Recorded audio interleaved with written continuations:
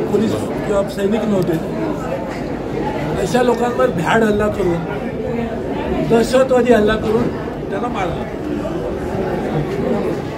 आणि त्यामुळे त्या दहशतवादाविरुद्ध आपली कारवाई होती.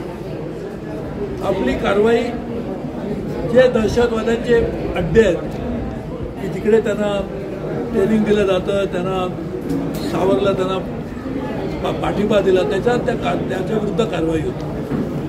आपली कारवाई ही पाकिस्तानच्या सैन्याविरुद्ध नव्हती आणि पुढे युद्ध सैनिक युद्ध जे 1965 साली झालं, 1971 साली झालं, तशा तऱ्हेचं हे युद्ध नव्हतं की 1962 साली आपलं चीनबरोबर झालं, तशा तऱ्हेचं युद्ध नव्हतं. तर हा मर्यादित स्वरूपाचं केंद्र सरकारने आपल्या देशाच्या नागरिकांनी जे ठरवलं होतं त्यांना कुठेतरी दहशतवाद्यांना आपलं उत्तर दिलं गेलं पाहिजे.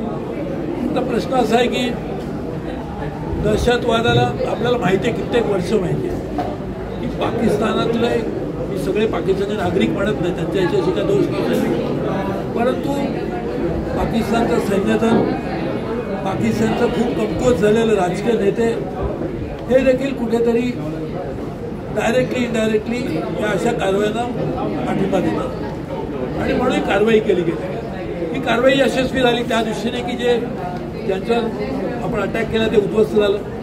त्यानंतर पाकिस्तानने जेव्हा भारतातल्या आपल्या सैन्याधिकाऱ्यांना फोन केला की आता तुम्ही आपलं संपलं, आपण मागे आपण मान्य केलं. काल पंतप्रधानांनी या गोष्टीचं चांगलं स्पष्टीकरण दिलं आहे की आमचा लढा पाकिस्तानच्या विरुद्ध नव्हता, आमचा लढा त्याच्या विरुद्ध होता की जे आमच्यावर आक्रमण करतात कारण नसताना म्हणून.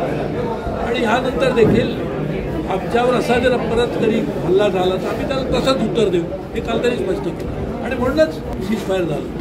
टाइम्स डिजिटलला लाईक करा, शेअर करा, सबस्क्राईब करा आणि बेल आयकॉन दाबायला विसरू नका. Times digital.